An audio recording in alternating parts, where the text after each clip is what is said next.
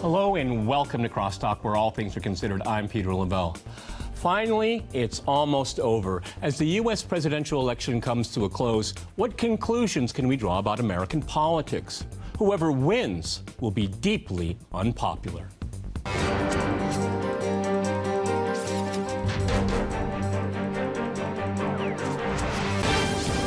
To CrossTalk the U.S. presidential election, I'm joined by my guest here in Moscow, Mark Sloboda. He's an international affairs and security analyst. We also have Dmitry Babich. He's a political analyst with Sputnik International. And in London, we cross to Adam Gari. He is a writer at theduran.com. All right, gentlemen, CrossTalk rules in effect. That means you can jump in anytime you want, and I very much appreciate it. Let me go to Adam first in London. There's a lot to think about this campaign. We've never seen anything like it before. I hope we never see anything like it again.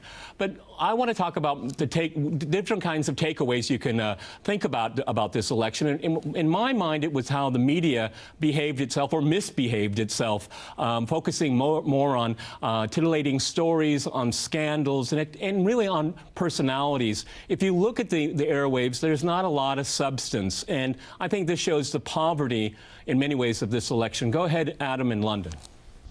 Well, you're absolutely right, Peter. The intellectual level of wealth is absolutely at poverty level in the American media and the Western media. Moreover, I think what I take from the campaign, though, in addition to that, is that for the first time in a long time, we've got two candidates who are diametrically opposed in terms of substance. The substance has been ignored by the media, but it's careful and necessary that we examine it now. Donald Trump is, for all intents and purposes, the most stridently anti-war candidate since 1972, when George McGovern stood against the Nixonian policies of war in Southeast Asia. If you want to go back for a conservative example, you could go to Robert Taft, who tried to become the Republican nominee the last time in 1952, so we're going back a ways, and he of course lost to the war party, Eisenhower, who identified the existence and dangers of the military-industrial complex a bit too little and a bit too late. Right.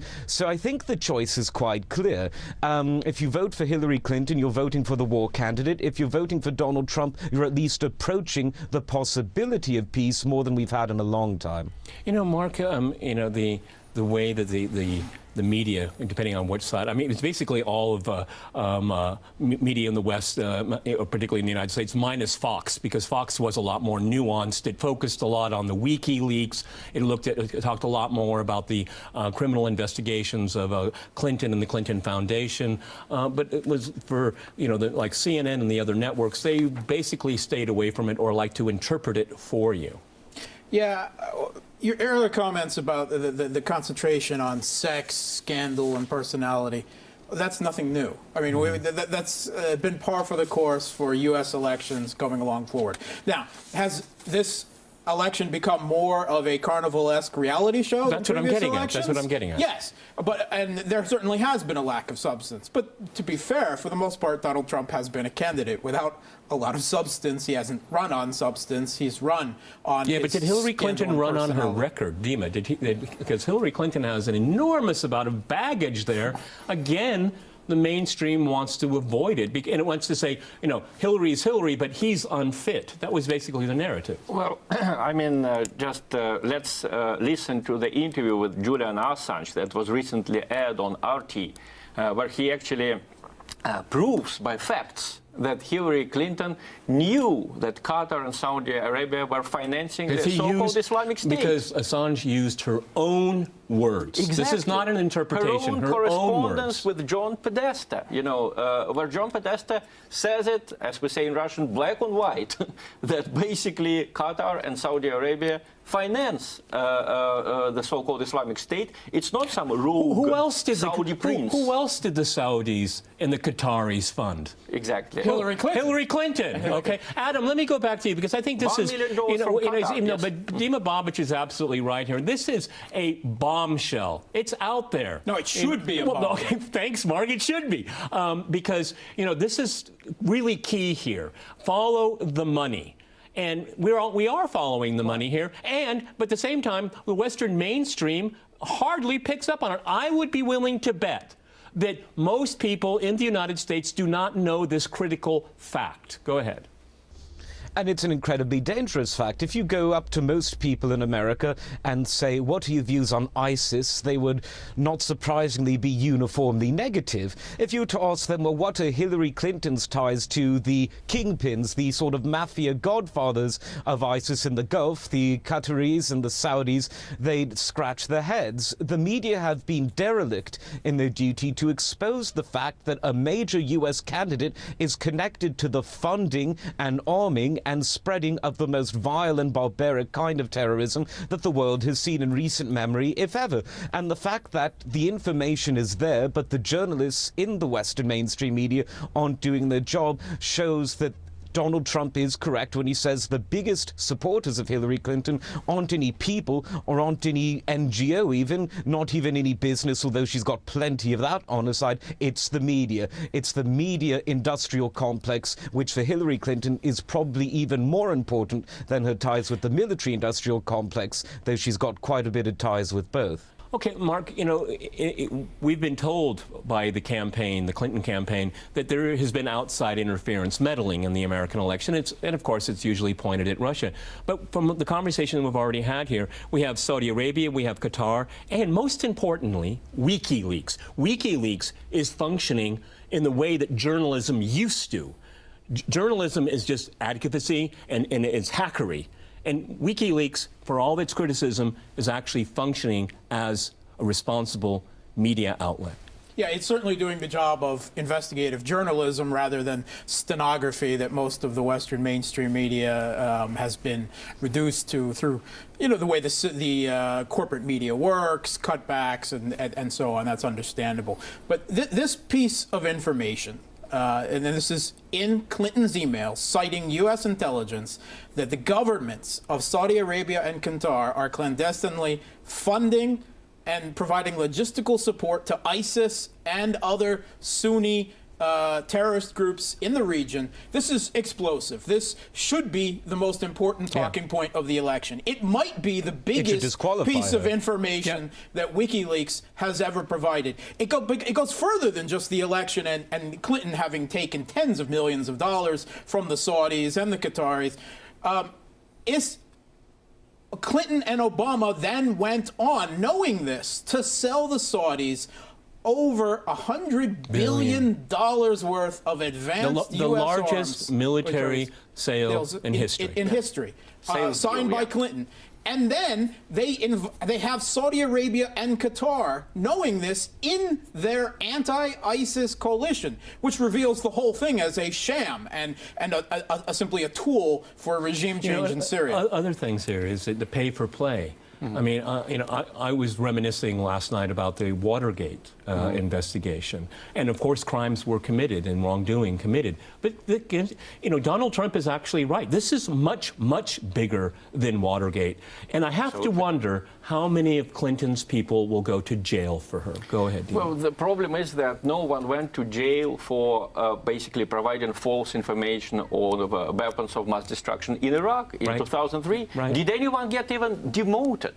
Let alone no, they're still on the airwaves, Dima. They're still there. And what I hate about this election is that the real revelations, like the WikiLeaks revelation, this is not considered to be real journalism. They say that this is Russian propaganda. What is not Russian propaganda? Okay, a Newsweek article this week about Dmitry Peskov, you know, a spokesman for the Kremlin, masterminding the hacking operation in the United States with Sergei Ivanov, you know, the former head of Putin's administration, and with Dmitry Medvedev against it. Someone named Kurt Eichenwald publishes this idiocy, you know. It's like saying that Mark Toner masterminded a hacking of Russian electoral system, and then someone like, I don't know, Mr. Carter stopped him from doing it again. The only one that article is missing is Boris and Natasha from the Rocky and Bullwinkle. Yeah, but what I love about this article is that, you know, the author, Kurt Eichenwald, is 100% sure that Russians hacked the U.S. electoral system. They also hacked the British system, so that the Brexit vote happened. But how was it paid? He says that these Russian agents were paid by money disguised as payments from the Russian pension system. End of quote.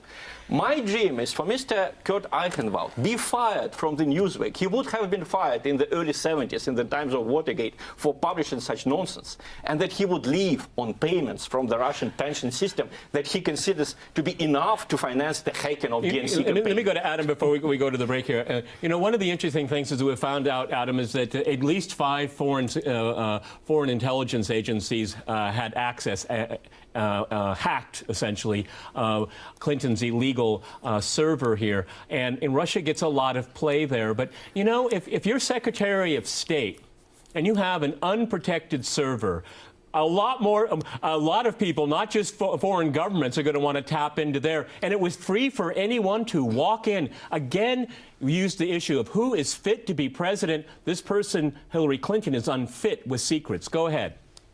No, she's clearly unfit, and she ought to be disqualified, not only for her recklessness and her incompetence, but her bed partners of terrorism. But this whole thing reminds one of Joseph McCarthy, the famous blustery alcoholic U.S. senator who found communists everywhere. There was a communist in the cupboard, a communist in your shoes, a communist under the bed. And what I think Hillary Clinton should have investigated a bit more is how that chapter ended. It ended with both Republicans and Democrats condemning Joseph McCarthy in the Senate, and he died ignominiously, and his name became a byword for a kind of hysterical witch hunt. I'm going to have to jump in. I'm going to have to jump in here, gentlemen. We're going to go to a short break, and after that short break, we'll continue our discussion on the U.S. presidential election. Stay with our team.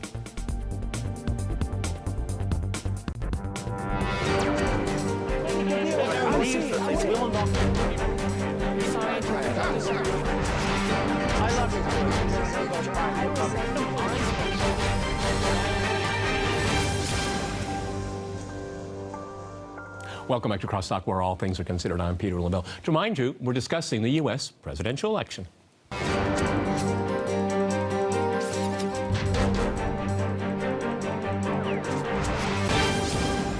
Okay, let's continue talking about major takeaways from this election here. We've talked about the media. Mark, what's on your mind? Okay, my thesis for this election, the biggest takeaway, is that this, for the first time in many decades, we have seen American democracy come to life. It's like it was a corpse on the morgue table, and someone took some defibrillators to it, and it jumped, and it showed a little bit of life.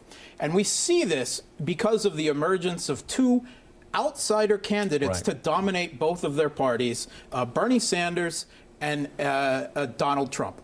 Now, this is a secret, maybe people don't know this, that democracy is structurally predetermined by laws, constitutions, and institutions to provide a choice within a certain range of possibilities, but not outside of that range of possibilities. Well, in this election, we saw Trump and Sanders emerge on either side, the farthest range of these possibilities. And Sanders was blocked coming way through. He was cheated. He was cheated. The Democrat, we know the Democratic National Committee was manipulated and rigged from the inside. So he was halted. He got much further than anyone, including myself, thought he would, as a socialist Jewish candidate from a small New England state. Donald Trump, on the other hand, succeeded where Bernie failed.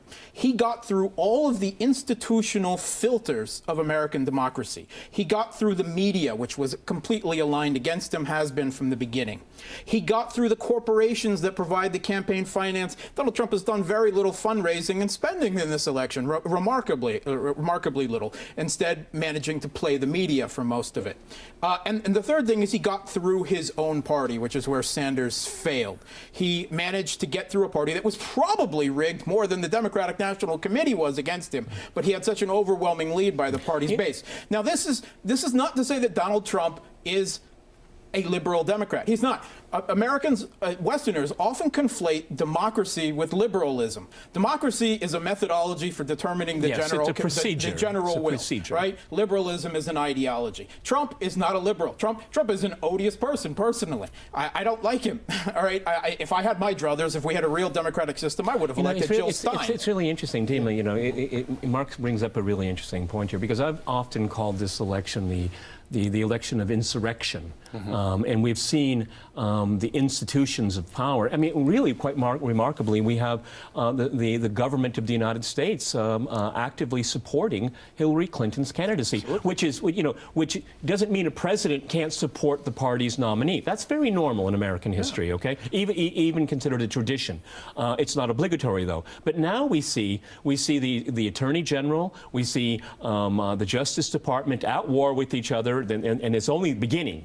No matter who wins this election, that's going to move forward here. It's the institutions that are putting a crimp on democracy, particularly in the United States. We could probably talk about Brexit with Adam. Go ahead. Well, you're absolutely right. I read a few days ago in the Washington Post a menacing article about some hidden Trump voters who need to be taken into account. You know, it reminded me of 1937. Few people remember that the repression of 1937 in the Soviet Union was predetermined by the fact that we had the first secret ballot then. So Stalin and his people were so afraid that they would face opposition that they deliberately increased the repressions. In the same way, I'm afraid this election is going to be bad for whistleblowers in the United States because certain things started to be legitimized, things that had not been legitimized before. And I agree with Mark that I think this election is terrible for the Democratic Party because the Republicans at least had a maverick, you know, who managed to break through. No, they had a maverick, but they never even backed him up. They never backed up their own nominee. And then you have the Democratic Party that they rigged the election against the most popular candidate, Bernie Sanders. That's not democracy. Inside the Republican Party, you at least had a rebellion. In the Democratic Party, but that rebellion may end up destroying the Republican Party. I think both parties are going to be. Bernie Sanders, having learned that he was actually, he never had a chance, that he had been thrown out of election. He did not rebel. He endorsed Clinton's candidacy. To me, this is a shame, you know. No, it's not a shame. It's a sham. Okay? Exactly. Let me go to Adam here. I think it's both. Well, go ahead. Jump in. Go ahead. I think when it comes to the Brexit analogy, which Trump has made quite well, and Hillary tried to latch on to the antithesis, and it fell quite flat, I think the analysis is incredibly important. In Britain, you had people that had never been a member of a political party, never even voted, and these were people of all ages, the young, the old, and everyone in between. They came out and they voted against the European Union, because even if they didn't know the specifics and the nitty-gritty, it looked and smelled a bit like globalism. It looked and smelled a bit like something that was unpatriotic and undemocratic. This same tendency is occurring in America right now, where the polls, I just don't trust them. You've got people who aren't on the radar of most of these professional pollsters who failed before, and they will fail again. I think they're going to fail big now. Now, the only question is, how much is the election rigged? I totally agree that the media is rigging it. In that sense, Trump is right. No foreign power, least of all Russia's rigging it. In that sense, Hillary Clinton, like Joseph McCarthy before her, is wrong. Okay. Now, Assange in his recent interview said...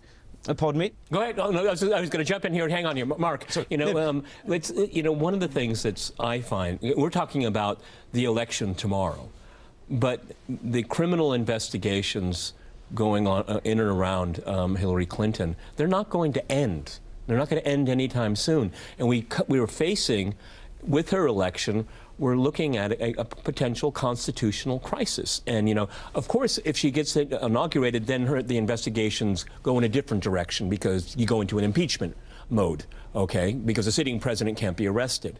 But you know where I'm going with this here right now. This is a very scary prospect. And I think we would all agree whoever is inaugurated in January is going to be deeply unpopular with large parts of the population. And your thesis holds for Trump as well, because there's multiple legal cases against him moving forward.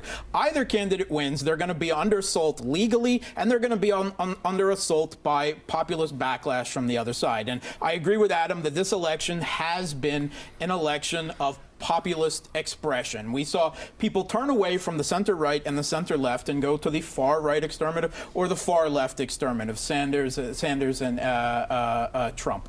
But more than the populist struggle, we've also now seen internal struggle within the institutions of the U.S. government. That's right. That's right. What we've seen is something that would, the way Russian politics is usually described, where we have competing security agencies backing different candidates, or at least the way that this is the way it is perceived. The Guardian this week wrote that the FBI is Trump land, and that all these recent allegations against Trump are an FBI political attack on Clinton, and that actually the FBI is agents of Putin. Putin, the demigod, actually controls the FBI as well. Meanwhile, Putin's everywhere. Yeah, Putin's everywhere. Clinton has also been supported quite openly from the very beginning by the CIA. We've seen multiple CIA directors and deputy directors come out and support her candidacy, cast aspersions at Trump's national security ability. And we've seen a former CIA agent run in a crucial swing state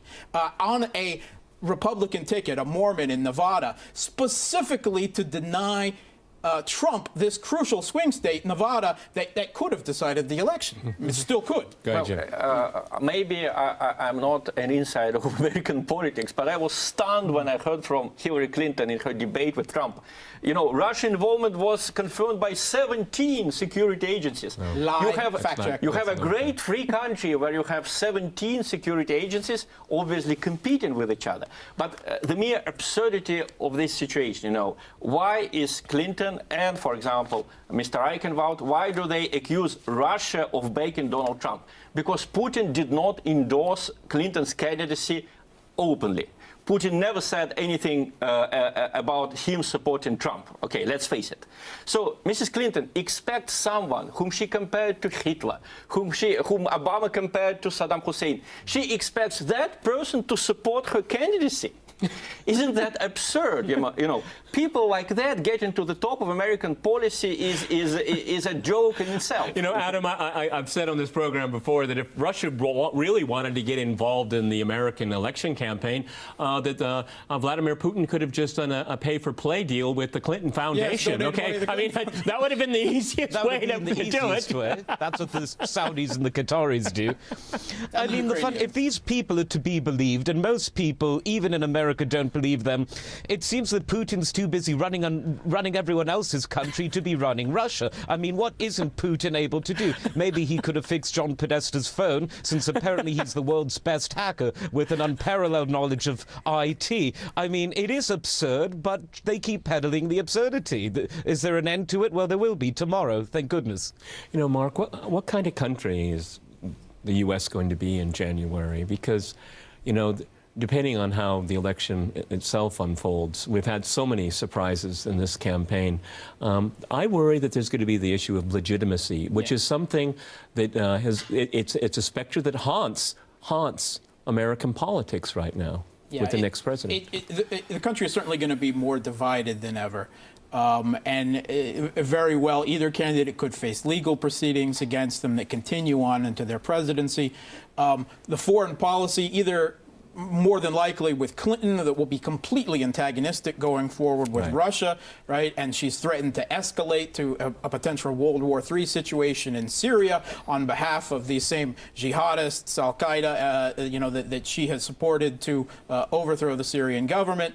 Or Trump, who is proposing a complete foreign policy realignment away from, you know, NATO hegemony, democracy promotion, and these other things. So again, foreign policy is the real substance of difference between these two candidates. But the American public, as we've discussed here, isn't really voting on these issues that Mark mentioned. Well, in the Russian press, the view of this election is very skeptical. In Nezavismaya Gazeta, for example, they wrote that besides the president, you have also the Congress, you have a lot of departments.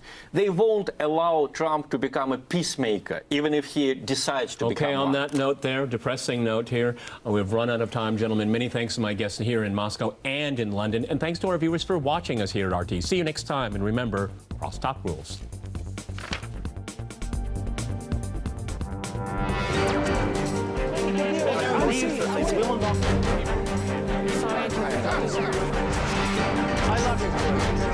I love you.